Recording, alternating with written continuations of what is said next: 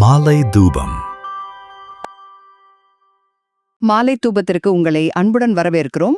இது எண்ணாகமம் 7 உள்ள ஒரே ஒரு பாவ நிவாரண பலி குறித்த சுருக்கமான கண்ணோட்டம். நோயின் பல அறிகுறிகளுக்கு பல மாத்திரைகள் போட்டாலும் அதோட ஆணிவேர் அழிக்க ஒரே ஒரு சரியான மருந்து போதும் இல்லையா? அதைத்தான் இந்த பகுதி நமக்கு ரொம்ப அழகா விளக்குது.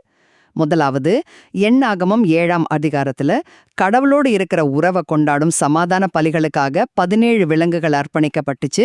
ஆனா பாவ நிவாரண பலிக்காக ஒரே ஒரு வெள்ளாட்டு கடா மட்டும்தான் செலுத்தப்பட்டுச்சு. ஏன்னா ஆதாம்ங்கிற ஒரே மனுஷனால பாவம் உலகத்துக்குள்ள நுழைஞ்சதால அந்த ஒற்றை ஆணிவேரை அழிக்க ஒரே ஒரு சரியான பலி மட்டுமே போதுமானதா இருந்துச்சு. பாவத்துக்கு ஒரே ஒரு வேர் இருக்கும்போது அதற்கான தீர்வும் ஒன்னாத்தானே இருக்க முடியும். இரண்டாவது, 1 தீமோத்தேயு 2:5 சொல்றபடி கடவுளுக்கும் மனுஷனுக்கும் இடையில ஒரே ஒரு மத்தியஸ்தர் தான் இருக்காரு. அவர்தான் இயேசு கிறிஸ்து. பண்டைய காலத்துல லேவியராகம ஆசாரியர்கள் பலிகளை திரும்ப திரும்ப செலுத்தி நின்னுகிட்டே இருந்தாங்க. ஏன்னா அவங்க வேலை முடியவே இல்லை.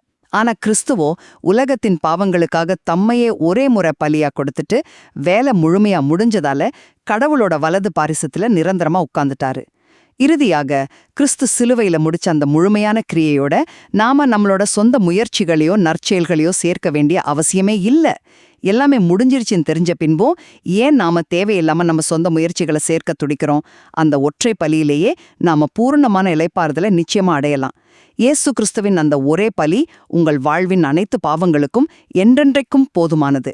எனவே உங்கள் சொந்த முயற்சிகளை நிறுத்திவிட்டு அவருடைய முழுமையான அன்பில் இளைப்பாருங்கள்.